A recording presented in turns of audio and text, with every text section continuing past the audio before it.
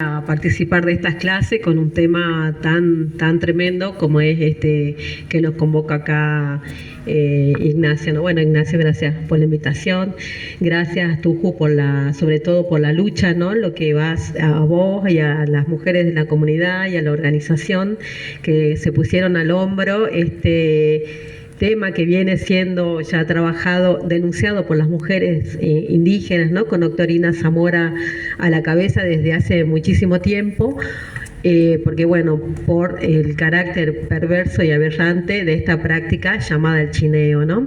Así que bueno, muchas gracias, mucha fuerza, porque es un tema que hay que discutirlo y visibilizarlo.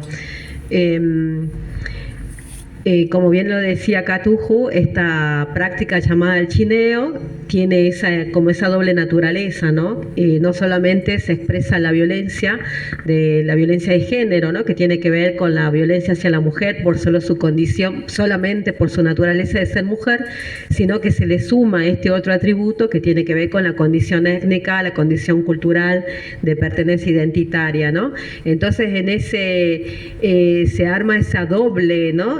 Violencia sobre las mujeres a través de esta práctica llamada el chineo, que tiene que ver con los abusos, violaciones y sobre mujeres, niñas, adolescentes y niños de los pueblos indígenas, ¿no?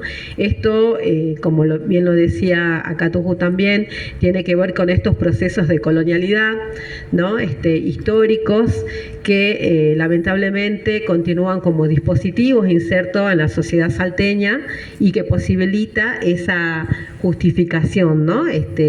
Sostenido en esa falsa jerarquización racial de los tiempos muy coloniales, pero decimos que sigue siendo una práctica colonialista porque se sigue utilizando como argumento para justificar ese tipo de prácticas aberrantes, ¿no? Bueno, acá yo por un lado quería mencionar dos cuestiones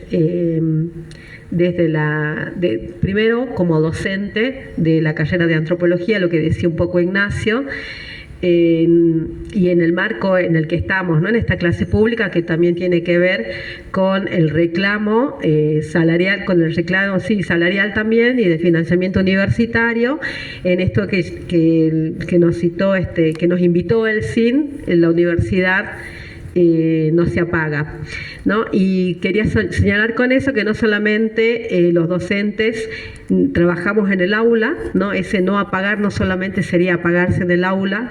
A través del aula generamos construcción de conocimientos compartidos, colectivos, ¿no? En la formación a los y las estudiantes de la carrera, a través de los planes, de la currícula, etcétera. Pero los docentes también hacemos investigación, extensión y transferencia, como lo decía acá el compañero, y en una carrera como la de antropología, esto es totalmente notorio, importante y necesario, como así también lo señala los principios fundacionales de nuestra universidad, ¿no? Donde la construcción de la universidad tiene que ver con esto, con hacer el reconocimiento del contexto geográfico, social, cultural y político, ¿no? De la región, tiene una mirada muy regional, así como también abogar por por trabajar con las problemáticas sociales, económicas, políticas y culturales de la región, ¿no? Es decir, que tiene una impronta regional, y esto de dar respuestas, ¿no? Entonces tiene una impronta muy fuerte, y en un campo como es el de la antropología no se puede dejar de acompañar y trabajar junto con los pueblos indígenas. Por supuesto que no es solamente es una parte de la antropología, digamos, la antropología es más amplia y también salen otros trabajos, por supuesto, pero compete y es como ya una cuestión ética, ¿no? Profesional, de nuestro compromiso en el acompañamiento a los pueblos de nuestro norte salteño. Entonces eso es muy vengo trabajando mis proyectos de investigación y de otras docentes anclan, ¿no? Con las comunidades indígenas, y es una problemática que la hemos podido ir observando, como vos mencionás, ¿no? De una manera realmente tremenda. Pero también quería señalar que esa pata, que hay otra pata también de los docentes de acá de la universidad, que es la gestión. Y como lo decía Ignacio, también estoy por ahora a cargo de la dirección de la Escuela de Antropología, y en el marco de esa escuela, nos llegó a fines del año 2022, principio del año 23, ¿sí? Una propuesta que le hicieron llegar, digamos, desde la Comisión de Derechos Humanos y Asuntos Indígenas de la Cámara de Senadores de la provincia, con el proyecto de la ley que en ese momento la llamaban contra el chineo, ¿no?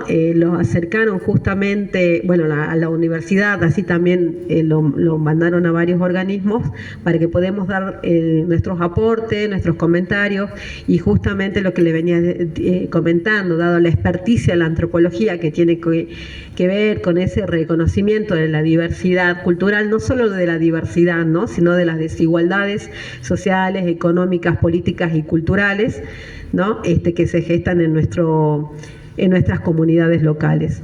Entonces, en ese marco nos llegó el proyecto como para que le hagamos algunos comentarios o algunas sugerencias, en los cuales, junto a un grupo de antropólogas, entre ellas Marcela Álvarez, Norma Narro, Ana Pérez de Clerc, que ella es socióloga, y yo, Cristina Serapio, armamos como un equipo para trabajar y proponer, hacer algunas propuestas a esa ley, ¿no?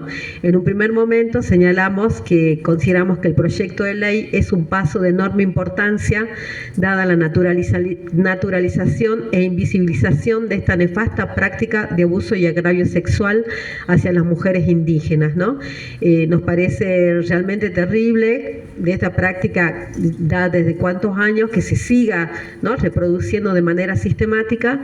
Tiene que ver con esa naturalización, ¿no?, que se instituyó y que es necesario desestructurarla. Comprendemos al llamado chineo como una práctica colonialista, patriarcal y racial de abuso sexual cometida por hombres criollos sobre mujeres, jóvenes, niñas y niños indígenas, sea de manera individual como grupal, y que dicha práctica de origen colonial se continúa reproduciendo en la actualidad de manera sistemática y regular, sobre todo en el territorio de Chaco salteño, pero así también lo pudimos, después, si no lo voy a tener de micrófono 2. Que no solamente se reproducen en el Chaco salteño, sino también en las zonas de la yunga, de la selva, ¿no?, en los pueblos no solamente indígenas huichí, sino también Guenayec, Chorote, Toba, ¿no? También reconocemos que muchas mujeres indígenas organizadas en distintos movimientos u organizaciones ya han solicitado al Estado que visibilice y condene esta aberrante práctica y que sea considerada como un crimen de odio, como era que también lo solicitaba y lo denunciaba Octorina Zamora, ¿no? Y justamente esto, ya que además de la violencia por motivos de género, se suma el agravante de la racialización, comprendida como la construcción de categorías de jerarquización que justificarían el accionar violento. También señalamos en este documento que de la práctica que venimos realizando como docentes, investigadoras investigadoras en territorios, que se evidencia que continúa esta aberrante práctica, y en numerosos casos, inclusive muchos de estos casos no están siendo registrados debido a todo el distanciamiento y a toda la complejidad que implica para muchas, ¿no?, hacer las denuncias.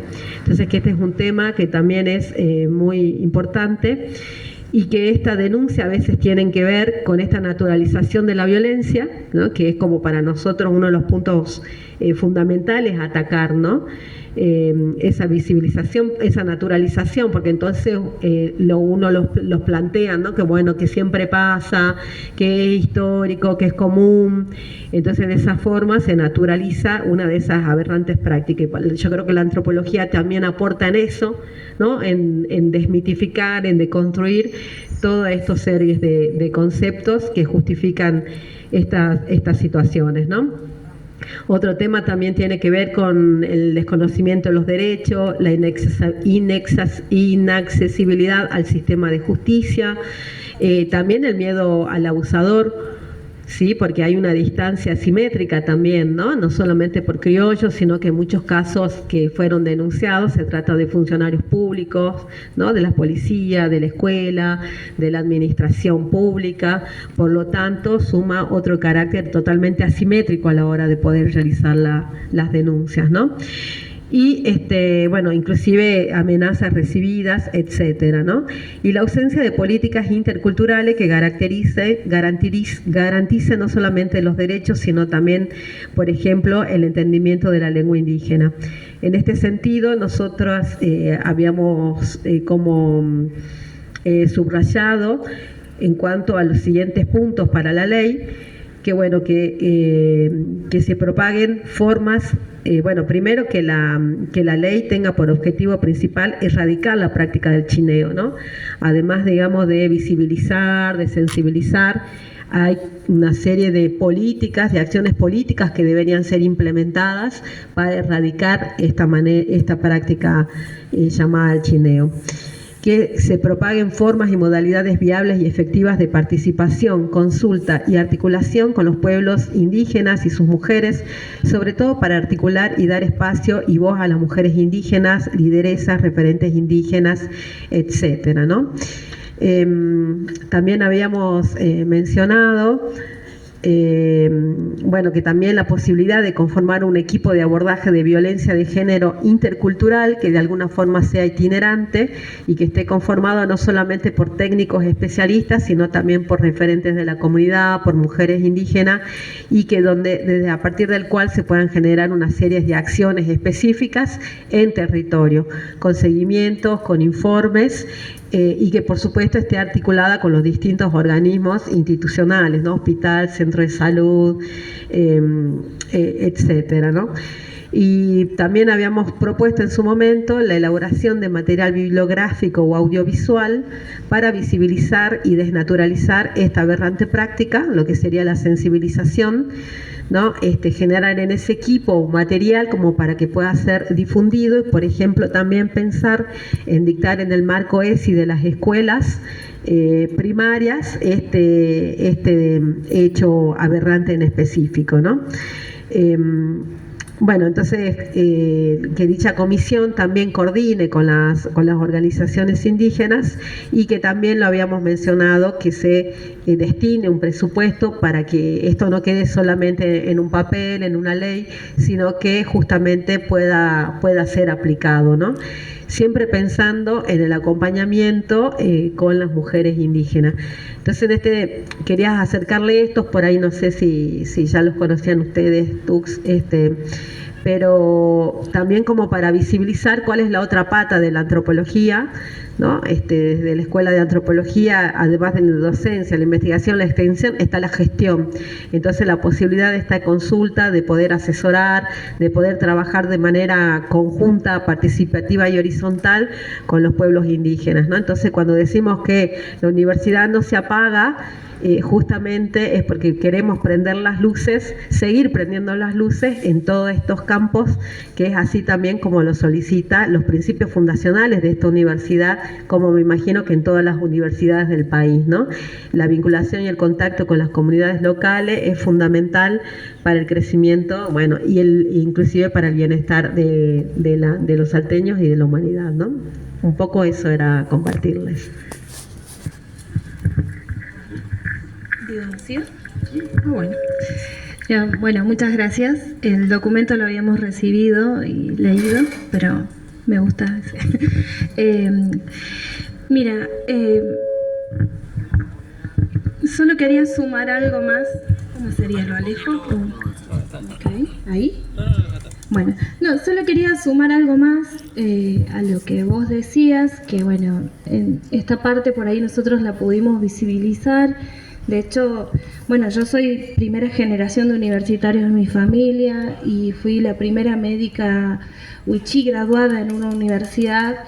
Por lo tanto, de alguna manera entiendo y valoro la importancia de la existencia de la universidad pública. Si bien yo no me gradué acá, me gradué en una universidad extranjera porque recibí una beca, en ese momento la universidad pública, la posibilidad de ir a la universidad era un sueño que para la mayor parte de los jóvenes indígenas era casi imposible. Imagínate, ir a una privada era mucho más imposible, pero la pública seguía siendo difícil para nosotras porque no era solamente terminar la secundaria, sino tener las herramientas para poder insertarse en el mundo universitario. Y entendí que en los últimos años, después de mi regreso, ya graduada, ya con una especialidad realizada y después de haber vivido diferentes experiencias laborales y haber hecho mi trabajo no solamente desde la medicina, sino desde una medicina social, comunitaria, donde hemos tenido mucho intercambio con las ciencias sociales, y al volver a Argentina pude entender que hay un proceso de los últimos años, de los últimos 20 años, en el que la universidad ha ampliado los horizontes, digamos, ha dado más lugar a la incorporación de jóvenes indígenas a la universidad, y en los últimos años se estaba convirtiendo en un sueño posible para muchos. Acá tenemos a las hermanas, ella ya tiene una carrera, está haciendo su segunda carrera universitaria. La Fabi vino de allá de la Merced, de Santa Victoria Este, y está haciendo una carrera de comunicación, algo impensado para la gente que veníamos de comunidades indígenas. Si bien la deuda es que haya más jóvenes indígenas insertos en la universidad, el hecho de que la universidad pública desaparezca, se desfinancie o deje de ser un horizonte posible sería catastrófico para el desarrollo y el futuro de los pueblos indígenas de acá, de la provincia de Salta. Entonces, desde ese lugar, nosotros defendemos la universidad pública, defendemos la UNSA, estamos con ustedes y vamos a estar firmes hasta el final, y por supuesto con la esperanza y el horizonte de trabajar en conjunto para que no tenga que haber otra Tujo acá relatando que tuvo que buscar oportunidades por fuera, sino que el desarrollo sea acá en la propia provincia, formada por gente propia de acá de la provincia de Salta, que entiende la realidad de esta provincia, que se parece a nosotros. Vos mucha distancia de nosotros no tenés, así que estamos más o menos en eso, ¿no? Así que bueno, solamente manifestar de parte de nuestra organización todo el apoyo a la lucha universitaria y todo nuestro apoyo a la UNSA y a DIUNSA también, y de paso el agradecimiento por la invitación a este espacio, ¿no? Gracias, Tuju. Un poco la